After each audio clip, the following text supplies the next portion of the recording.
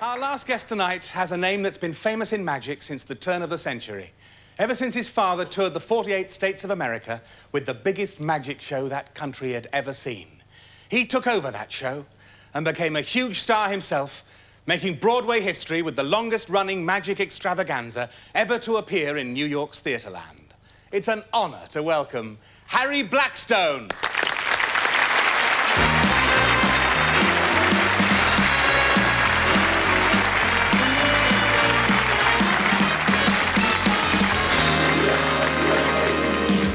I'd like to present an illusion that was created by my father in the 1920s and which has never been performed in this country. It's called The Mystery of the Tires. Watch.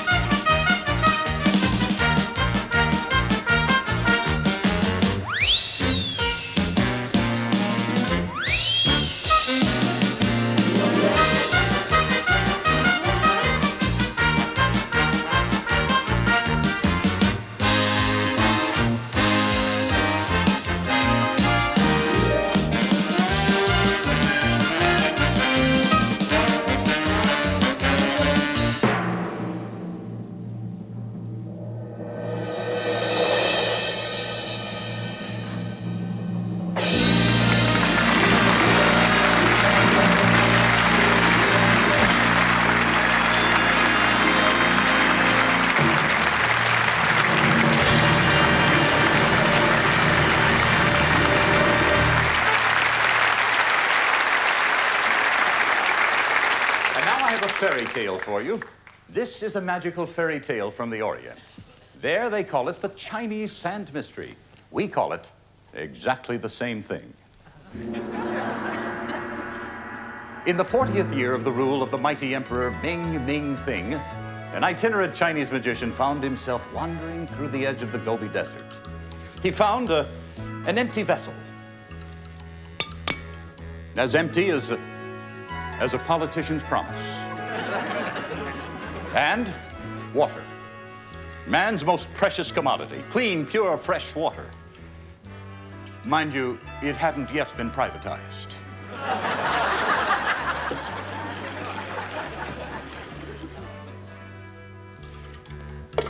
The old Chinese magician stopped at a clearing near the edge of the desert one day. It was early in the morning, about dawn.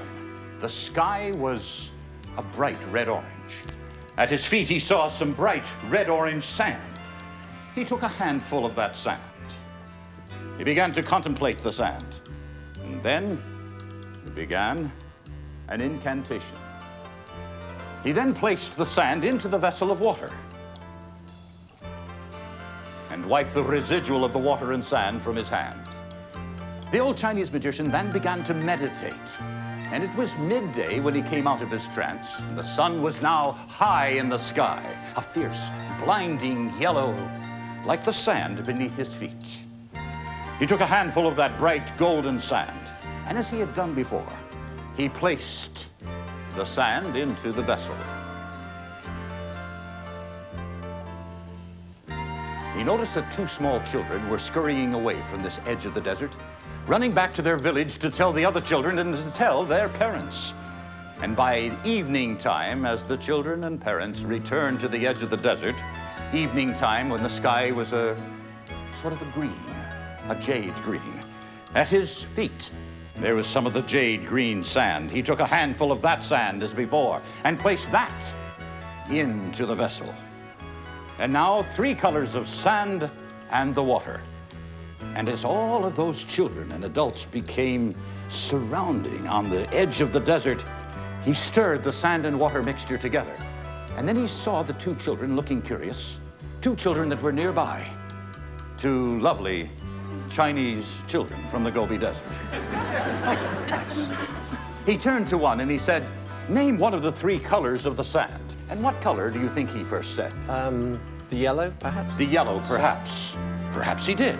Whereupon the hand went into the vessel, and from the vessel came the wet hand, but the dry, yellow, golden sand, as dry as the winds of the Sahara.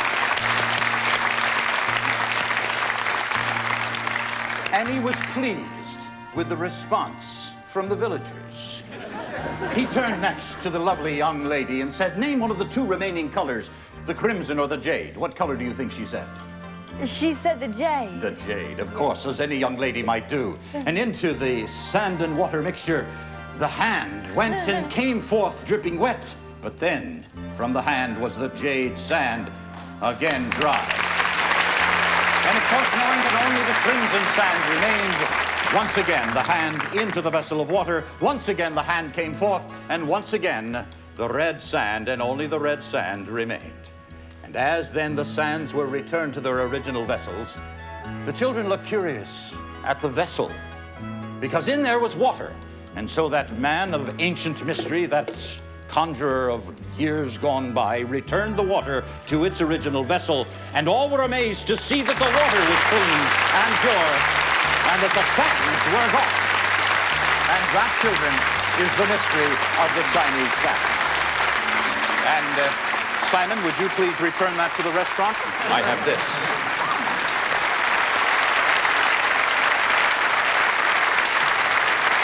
And now, ladies and gentlemen, the most sense-confounding problem upon the stage today.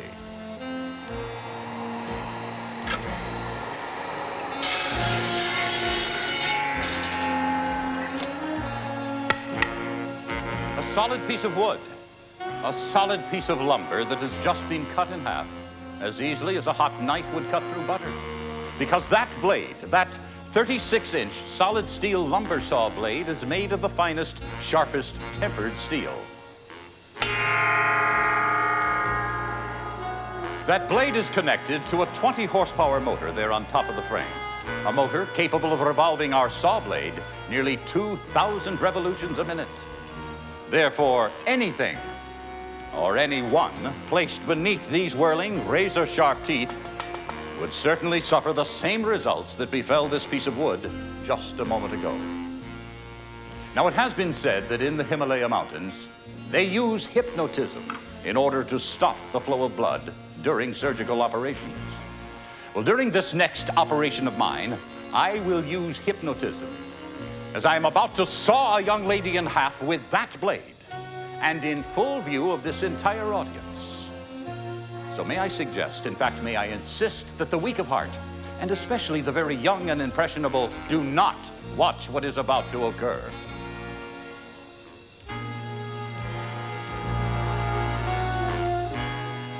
Now you'll go into a deep, deep, restful sleep. Just relax. Listen to the sound of my voice. Gradually deep into a sleep. Just relax. 3, relax. Hopping backwards. 2, relax. Getting sleepier, just relax. 1, completely asleep. Relax, totally relax your body. She's ready.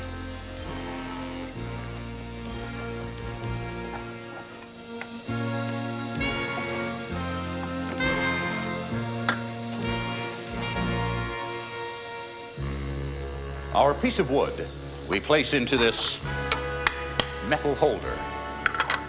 And then placing it underneath the lady, I want you to see what the saw blade does to it. Gentlemen, please help me lift her up. Slip this underneath her. Lift her right up. That's it.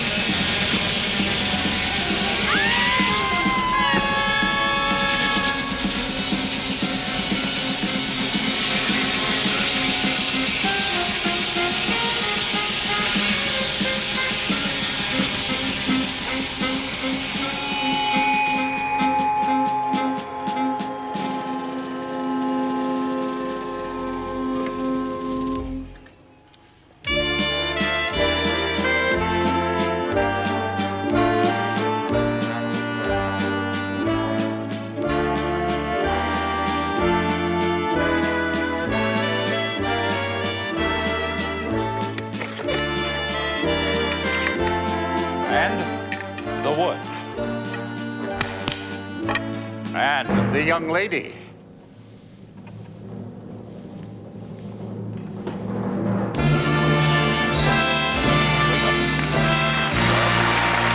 And as she is, ladies and gentlemen, as good as new.